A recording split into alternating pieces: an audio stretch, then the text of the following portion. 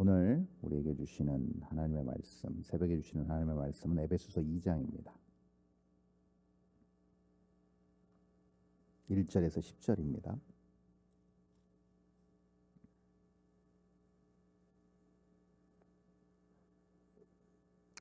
에베소서 2장 1절에서 10절입니다. 에베소서 2장 1절에서 10절 제가 읽도록 하겠습니다. 그는 허물과 죄로 죽었던 너희를 살리셨도다. 그때 너희는 그 가운데서 행하여 이 세상 풍조를 따르고 공중의 권세 잡은 자를 따랐으니 곧 지금 불순종의 아들들 가운데서 역사하는 영이라. 전에는 우리도 다 그 가운데서 우리 육체의 욕심을 따라 지내며 육체와 마음의 원하는 것을 하여 다른 이들과 같이 본질상 진노의 자녀이었더니 긍휼이 풍성하신 하나님이 우리를 사랑하신 그 큰 사랑을 인하여 허물로 죽은 우리를 그리스도와 함께 살리셨고 너희는 은혜로 구원을 받은 것이라. 또 함께 일으키사 그리스도 예수 안에서 함께 하늘에 앉히시니 이는 그리스도 예수 안에서 우리에게 자비하심으로써 그 은혜의 지극히 풍성함을 오는 여러 세대에 나타내려 하심이라. 너희는 그 은혜에 의하여 믿음으로 말미암아 구원을 받았으니 이것은 너희에게서 난 것이 아니요 하나님의 선물이라. 행위에서 난 것이 아니니 이는 누구든지 자랑하지 못하게 함이라. 우리는 그가 만드신 바라 그리스도 예수 안에서 선한 일을 위하여 지으심을 받은 자니 이 일은 하나님이 전에 예비하사 우리로 그 가운데서 행하게 하려 하심이니라. 아멘. 오늘 에베소서 2장은 우리에게 중요한 어떻게 보면 전체적인 구약 맥락에서 구약과 신약의 전체의 맥락에서 중요한 신학적 관점을 우리에게 제공해주고 있습니다. 아주 짧은 이 1절부터 10절까지의 이 짧은 구절이지만 이 구절을 통해서 우리가 어떤 존재였고 또 우리 같은 이러한 존재를 위해서 하나님께서 어떤 일을 하셨고 또 하나님의 그 일하심을 통해서 우리는 어떠한 삶을 살아야 될지가 아주 1절부터 10절까지 명료하게 잘 나타나 있습니다. 그래서 사실 성경의 주옥 같은 많은 생명의 말씀들이 있지만 이 말씀을 붙들고 이 말씀을 기반으로 이 말씀을 기둥으로 우리의 삶을 살아나가게 될 때 우리는 절대 다른 죄악된 길이나 하나님이 원하시지 않는 그런 악한 길로 가지 않을 확률이 굉장히 높습니다. 그래서 오늘 이 에베소서 2장 서두에 있는 이 말씀은 굉장히 우리에게 시사하는 바가 크고 영적으로 분명한 큰 지지하는 버팀목이 된다고 할 수 있을 것입니다. 그러면 1절에서 3절까지의 내용은 무엇을 얘기하고 있는가 하면요, 바로 우리의 처지, 원래 본질상 우리가 누구였는가, 그것을 지금 바울 사도가 설명해 주고 있습니다. 보십시오. 이렇게 나타나 있습니다. 그는 허물과 죄로 죽었던 너희를 살리셨도다. 1절 이렇게 시작하죠. 그는 허물과 죄로 죽었던, 다시 말해서 바울과 우리를 얘기하는 겁니다. 에베소 성도들, 그 당시 에베소 성도들도 마찬가지입니다. 결국 무슨 얘기인가? 죽을 수밖에 없다라는 겁니다. 피할 수 없다라는 겁니다. 허물과 죄로 죽었던이라고 표현하죠. 결국은 이 얘기는 아주 중의적인 두 가지 의미를 갖고 있습니다. 결국 무엇이냐면 죽었다는 표현은 완전히 죽은 상태를 의미합니다. 생명력을 잃어버린 상태를 얘기하고요. 두 번째는 무엇인가 하면 스스로 절대로 생명을 가질 수 없다라는 표현도 여기에 포함되어 있습니다. 그래서 우리는 이미 죽은 상태, 즉 다시 말해서 생명과는 거리가 먼 상태에 있었고 그리고 우리 스스로 살아날 수 없는 존재라는 것을 지금 바울이 언급하고 있는 것이죠. 그게 우리였다는 겁니다. 그 이유는 우리 잘 알고 있습니다. 우리가 전장 1장에서도 살펴본 것처럼 사람이 죄에 빠졌기 때문입니다. 그 이유를 조금 더 구체적으로 2절, 3절에서 얘기하고 있는데 2절 보면 이렇게 나타나 있죠. 그때의 너희는 그 가운데서 행하여 이 세상 풍조를 따르고 공중의 권세 잡은 자를 따랐으니 곧 지금 불순종의 아들들 가운데서 역사하는 영이라. 그 이유가 나타나 있습니다.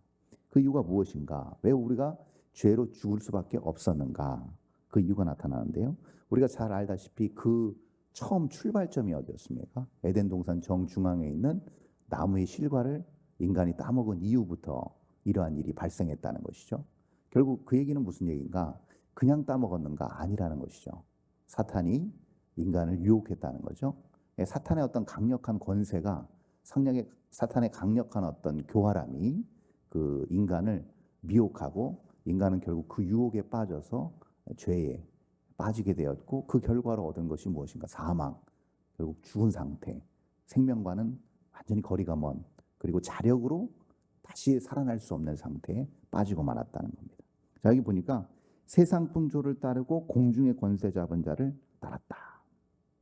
지금 불순종의 아들들 가운데서 역사하는 영이라고 표현되어 있습니다. 그래서 사탄이 이 공중 권세 잡은 자라는 표현을 하고 있습니다. 그런데 공중이 어딘가라고 우리가 생각할 수 있는데 공중은 원어적 표현에서 어떤 표현인가? 공기라는 표현이 더 맞습니다. 공중은 공기라는 표현이 더 맞다는 거죠. 그래서 영어로는 air라고 표현되어 있습니다. 그 얘기는 무슨 얘기냐면 우리가 발딛고 사는 이 3차원의 이 세상 안에서 해 아래에서 모든 영역이 다시 말해서 사탄의 지배하에 있다는 겁니다. 그래서 공기처럼 곳곳에 스며들어 있다는 것이죠. 인간이 죄의 유혹에 빠져서 사탄에게 굴복된 그 이후부터 사탄이 주도권을 잡았다는 것을 우리가 알 수 있습니다. 그래서 모든 영역에서 사탄은 강력한 영향력을 미치고 있다는 사실을 지금 바울이 우리에게 알려주고 있는 것이죠. 근데 사탄의 유혹에만 빠져서 그런 것이냐? 아니라는 것을 또 알 수가 있습니다. 이게 3절에 나타나 있죠. 전에는 우리도 다 그 가운데서 우리 육체의 욕심을 따라 지내며 육체의 마음에 원하는 것을 하여 다른 이들과 같이 본질상 진노의 자녀였더니. 자, 이게 무엇을 얘기하고 있는가? 그러면 사탄이 유혹했고 사탄의 유혹에 빠져서 인간은 무력하게 당한 것인가? 아니라는 겁니다. 무조건 사탄의 유혹에만 빠졌는가라고 판단할 수 없다는 거죠. 그렇게 결론 지을 수 없다는 겁니다. 왜냐하면 하나님 우리에게 자유의지를 주셨습니다. 너희가 이것을 따먹으면 죽고 따먹지 않으면 살리라는 명확한 기준과 무엇이 생명의 길이고 무엇이 사망의 길인지를 우리 하나님께서 인간에게 알려주셨습니다. 그리고 선택과 자유의 의지를 주셨습니다. 근데 사람은 안타깝게도 사망의 길을 선택하고 말았다는 것이죠. 그것이 무엇으로? 우리의 육체의 욕심을 따라서 우리 육체의 욕심을 이겨내지 못하고 우리의 소욕과 정욕에 따라서 사망의 길을 선택했다는 것. 이게 바울이 주장하는 인간의 내재된 악함. 이 악함이 결국은 인간의 어떤 교만으로부터 비롯된 것이고 이것이 죄를 낳게 됐고 이 죄의 결과가 사망으로 이어졌음을 다시 한번 바울이 재차 우리에게 알려주고 있는 것이죠. 자, 이게 우리의 상태였다는 겁니다. 근데 이 상태를 하나님께서 내버려 두지 않으셨다는 게 은혜인 거죠. 그것이 4절에 나타나 있습니다. 긍휼이 풍성하신 하나님이 우리를 사랑하신 그 큰 사랑을 인하여 라고 표현되어 있습니다. 자, 이제 4절부터 7절까지는 그 얘기를 하고 있는 겁니다. 자, 그렇다면 하나님께서는 이 상태를 좌시하지 않으시고 무엇을 하셨는가를 얘기하면서 바울은 그 첫 번째 이유가 하나님께서 긍휼이 풍성하셨기 때문이다 라고 표현하고 있습니다. 끝없는 사랑, 우리를 너무나도 가엾고 안타깝고 불쌍히 여기셨다는 사실입니다. 그 하나님의 본질상의 어떤 그 사랑과 그 긍휼의 마음이 그것을 가만 놔두지 않으셨다는 것이죠. 그래서 우리를 사랑하신 그 큰 사랑으로 그 큰 풍성하신 긍휼로 우리를 건지시는데 그 건지시는 작업이 그 다음 절 5절에 나옵니다. 허물로 죽은 우리를 그리스도와 함께 살리셨고 너희는 은혜로 구원을 받은 것이라. 중요한 표현 나오고 있습니다. 허물로 죽은 우리를 그리스도와 함께 살리셨다. 자, 중요한 표현 나옵니다. 뭐 볼펜이 있으면 동그라미 쳐도 되는데요. 중요한 표현이 무엇이냐면 그리스도와 함께라는 표현입니다. 너무 중요합니다. 이게 너무나도 우리에게 오늘 중요한 키워드가 되는 말씀이라고 할 수 있습니다. 그리스도와 함께. 자, 그리스도와 함께 살리셨다라는 표현은 뭘까요? 여러분, 우리는 보통 그렇게 생각합니다. 2000년 전에 예수 그리스도께서 우리의 죄를 다 담당하시고 십자가에 죽으시고 3일 만에 부활하셨다. 다시 살아나셨다. 예수님께서 다시 스스로 살아나신 것, 그걸로 다라고 생각합니다. 근데 중요한 표현은 뭐냐면 그것이 왜 우리와 연관이 되어 있는가? 그 부활의 사건이 왜 우리의 삶과 우리의 생명과 직결되어 있는가? 바울이 얘기합니다. 우리를 살리실 때 그리스도를 그때 살리신 것과 같이 우리를 살리셨다는 겁니다. 아담이 그 선악을 알게 하는 나무의 과실의 열매를 먹음으로 우리도 같이 죽었습니다. 그게 첫사람 아담의 과오였습니다. 근데 그 과오는 인간 모두의 과오였습니다. 실수였습니다. 그래서 아담이 그걸 먹음으로 해서 모든 인간이 다 죽었습니다. 근데 두 번째 사람이신 누가 오셨어요? 예수 그리스도께서 오셔서 그 죄를 다 한 번에 그 대가를 다 치르시고 다시 부활하시면서 그 모든 사람들도 동시에 같이 예수님과 함께 다시 살아났음을 지금 바울이 우리에게 설명해 주고 있습니다. 근데 그 과정이 철저한 뭐에 근거한 거였다는 겁니까? 은혜에 근거했다는 겁니다.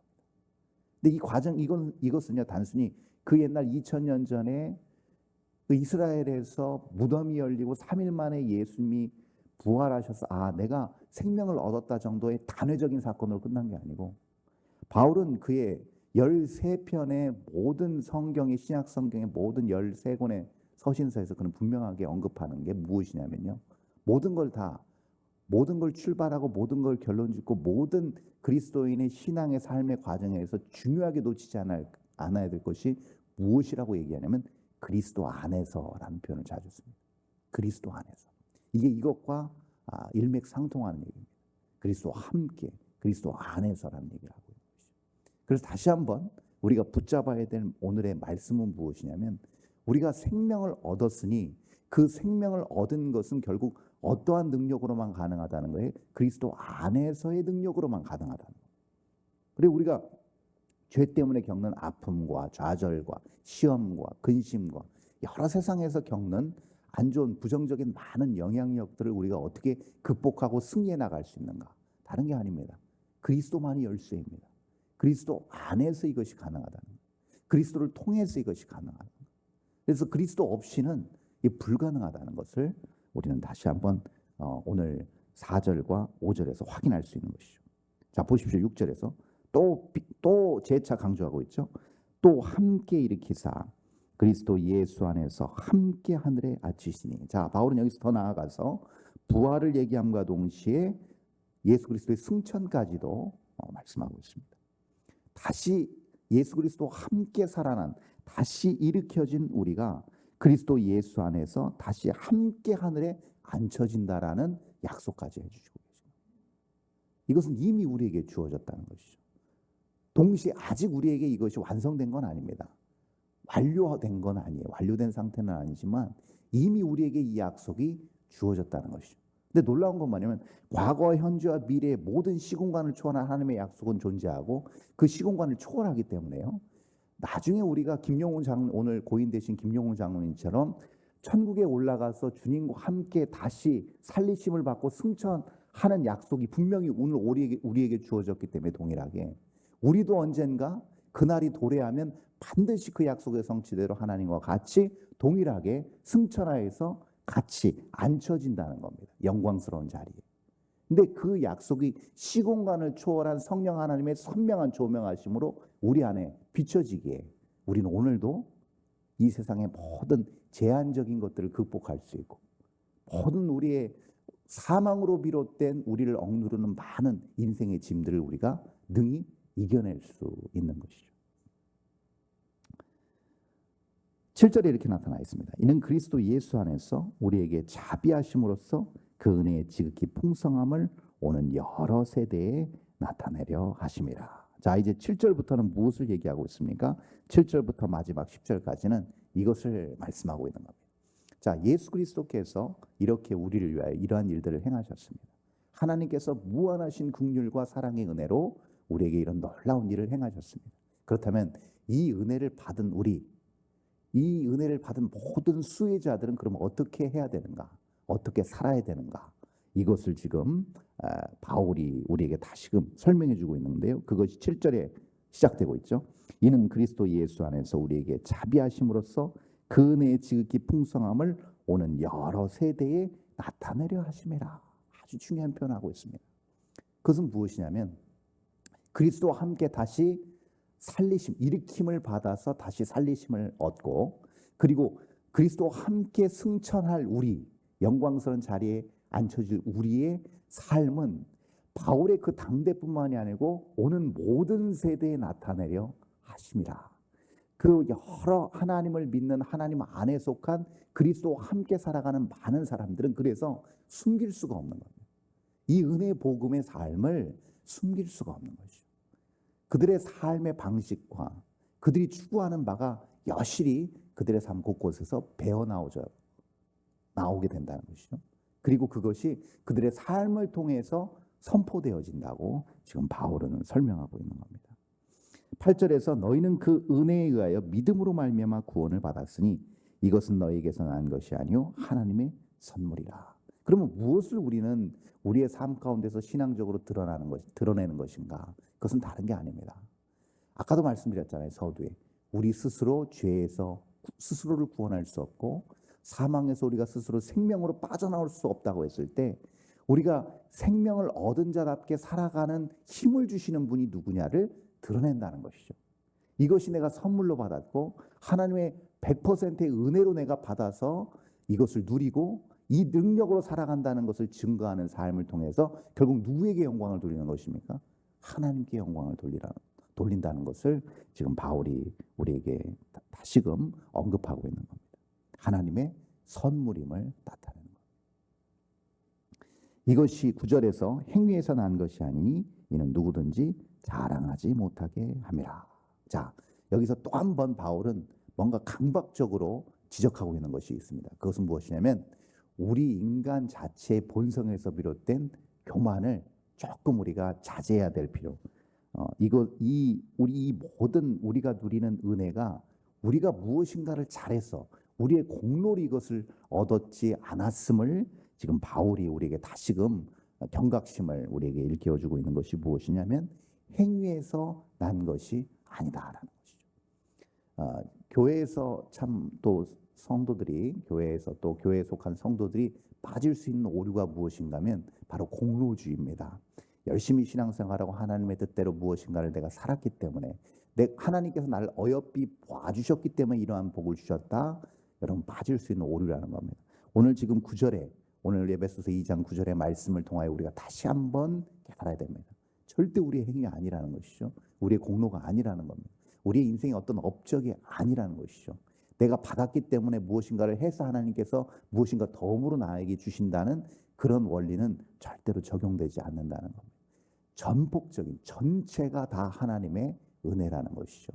그래서 이 은혜가 우리 안에 전적으로 값없이 내가 보잘것없고 볼품없고 공로 없고 자격 없음에도 불구하고 이 은혜가 나한테 왔다는 생각이 우리 신앙 저변에 밑바탕에 쫙 깔려 있을 때 우리가 더욱더 건전한 신앙생활, 겸손한 신앙생활, 올바른 신앙생활을 할 수 있다는 겁니다. 10절에서 이제 결론적으로 이렇게 바울은 매듭을 짓습니다. 우리는 그가 만드신 바라 그리스도 예수 안에서 선한 일을 위하여 지으심을 받은 자니 이 일은 하나님이 전에 예비하사 우리로 그 가운데서 행하게 하려 하심이니라. 아주 중요한 표현을 하고 있습니다.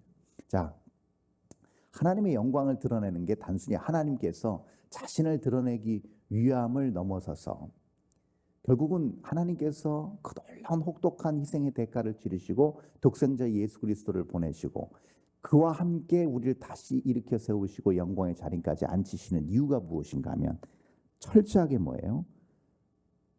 만들어주신 우리, 창조된 우리가 예수 안에서 선한 일을 하기 위해서랍니다. 그 목적 때문에 우리가 지음받았고 부름받았다는 사실입니다. 이것이 결론이라는 것이죠. 결국 그래서 예정론이 많은 공격을 받는 게 무엇이냐면 하나님께서 나를 먼저 구원해 주셨으니 이제는 살아도 된다. 그냥 우리가 수동적으로 살아도 하나님께서 우리를 이끌어 주신다는 생각을 여기서 우리가 바꿔야 된다는 것이죠. 예정론의 어떤 약점같이 보이는 것을 완벽하게 10절에서 보완해 주고 있습니다. 이미 선택받았으니 이제 끝 아닌가. 이제 우리 구원은 완성되었으니 그냥 우리가 수동적으로 이 땅에서 살아도 되는 것 아닌가라고 말할 수 있는데 절대 바울은 그렇게 얘기하고 있지 않습니다. 오직 은혜로 아무 공로나 아무 노력 없이 우리가 이것을 선물로 받았지만 분명한 사실 하나 있습니다. 그 선물로 받은 그 이유가 있다는 겁니다. 선물을 주신 이유가 있다는 것이고 구원해 주신 이유가 있다는 겁니다. 그것이 무엇인가? 하나님께서 우리를 선한 일을 하기 위해서 우리를 부르셨고 그렇게 우리를 사용하기 원하신다는 사실입니다. 그래서 우리가 매번 점검해야 될 것이 무엇인가 하면 하나님의 은혜의 복음을 받았다고 한다면 지금 오늘의 삶 그리고 앞으로의 삶은 우리가 어떤 하나님의 선한 방법대로 우리가 생각하고 살아가고 있는지를 매 순간 점검해야 된다는 것이죠. 그래서 우리의 생각, 우리의 행동, 우리의 말, 또 우리가 추구하는 모든 것들을 매 순간마다 성령 하나님께 묻고 다시금 점검하고 말씀 안에서 우리가 다시금 우리 스스로를 성찰하고 하나님 뜻대로 다시금 우리의 뜻과 방향과 삶의 초점을 기울여야 된다는 겁니다. 그리고 그 뜻대로 나아갈 때 우리의 모든 삶의 행적과 족적과 행보가 하나님 안에서 선하게 아름답게 열매 맺혀 간다는 사실입니다. 그러니 우리가 속한 모든 영역들이 그럼으로 인해서 아름답고 풍성해질 수밖에 없는 것이고 그 안에서 하나님의 놀라운 통치와 역사가 나타나는 것이고 사망에 빠졌던 사람들이 생명으로 돌아오는 놀라운 일에 우리가 도구가 되고 쓰임받는다는 사실입니다. 그래서 하나님은 오늘도 우리를 부르셨고 새벽 미명부터 우리를 단잠에서 깨우셔서 이 자리에 불러주신 것이고 오늘 24시간의 하루를 통해서 우리가 다시금 영적으로 재무장되고 재충전되고 오늘 이 말씀을 붙잡고 오늘 우리에게 주어진 모든 삶의 현장과 우리의 시간들 속에서 하나님의 선한 일을 행하도록 다시금 우리를 응원하시고 붙드시고 우리를 주도적으로 이끌어 가신다는 사실을 꼭 기억하시기 바랍니다.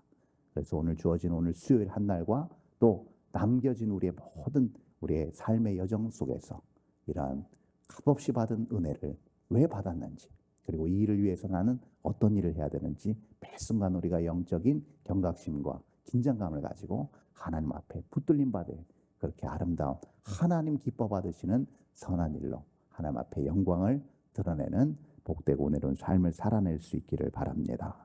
기도하겠습니다. 존귀하신 하나님 아버지 은혜를 감사합니다.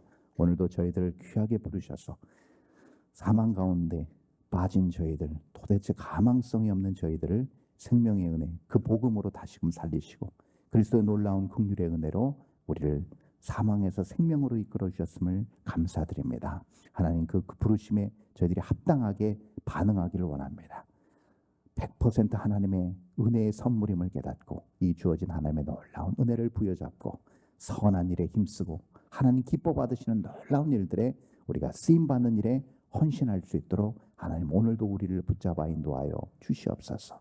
언제나 죄악 가운데 빠질 수밖에 없고 언제나 미혹에 노출되어 있는 우리들입니다. 그런 상황에서 하나님 성령 하나님의 그 음성과 인도하심과 조명하심을 따라 오늘도 귀한 말씀 주셨사오니 이것이 우리 삶의 지표가 되고 목표가 되고 삶의 이유가 되게 하셔서 매 순간마다 부어주신 하나님의 놀라운 은총과 능력의 역사를 통하여 우리가 발딛고 사는 그곳에서 우리가 살아내는 그 삶의 현장 속에서 하나님의 나라와 하나님의 역사와 하나님의 무궁하신 은혜가 부어지는 놀라운 감사의 체험을 매 순간 할 수 있도록 하나님 은혜를 더하여 주시옵소서. 하나님 오늘 주어진 한 날 우리의 주어진 모든 일상 가운데 주님 친히 개입하시고 하나님 모든 환경 가운데서 선하고 아름다운 합력하여 선을 이루는 복되고 은혜로운 삶의 결과물들을 풍성히 주께 올려드릴 수 있는 우리 모두 될 수 있도록 인도하여 주시옵소서. 감사드리며 거룩하신 예수 그리스도 이름으로 기도합니다. 아멘.